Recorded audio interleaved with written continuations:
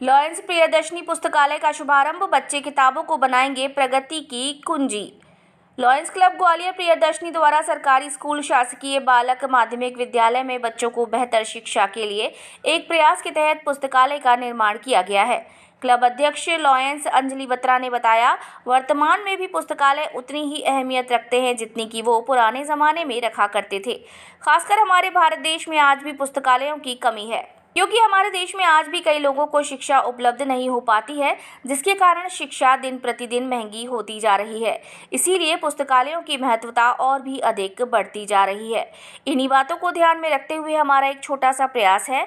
इस पुस्तकालय में करीब 300 से ऊपर किताबें हैं, जिसमें हिंदी साहित्य की, सामान्य ज्ञान की, सभी विषयों की, शब्दकोश का संग्रह, हमारे भारत का इतिहास, कहानियां आदि यहाँ पुस्तकालय में रखी जाएंगी।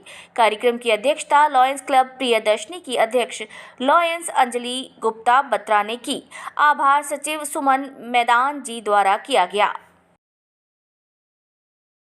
लायंस क्लब ग्वालियर प्रियदर्शनी के द्वारा एक पुस्तकालय का यहाँ पर शुभारंभ किया गया है, प्रियदर्शनी पुस्तकालय के नाम से।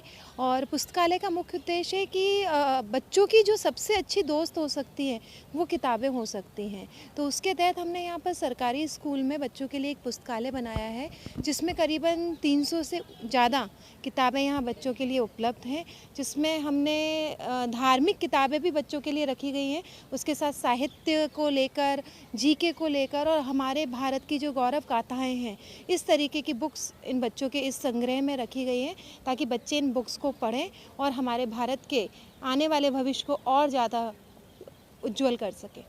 इसका हमारा यही उद्देश्य है, क्योंकि कहीं ना कहीं हम लोग अपने बच्चों को किताबें उपलब्ध करा देते हैं और बच्चे किताबों से दूर भागते हैं, क्योंकि वो लोग मोबाइल और लैपटॉप में बिज़ी हो चुके हैं। तो हमने इसी उद्देश्य के तहत हम लोगों ने मिलकर वहाँ पर अलग अलग तरीके की किताबें उपलब्ध कराई हैं, और उसी के साथ वहाँ पर 2 कंप्यूटर भी हैं, ताकि बच्चे जो कुछ ऐसी चीज़ें हैं जो वो कंप्यूटर पर स्टडी करना चाहते हैं वो उस पर भी कर सकते हैं, उसको हम ई लाइब्रेरी भी बोल सकते हैं। उसके अलावा हमारा जो मेन फोकस है कि बच्चे पुस्तक को ही पढ़ें, क्योंकि जब हम ध्यान से उस किताब को पढ़ते हैं तो वो सारी चीज़ें हमारे दिमाग में जाके फिट हो जाती हैं, और जब वो दिमाग में फिट हो जाती है तो हम अपने धीरे धीरे उसे अपने चरित्र में लाते हैं, और जब चरित्र में लाते हैं तो हम एक अच्छे इतिहास का निर्माण कर सकते हैं।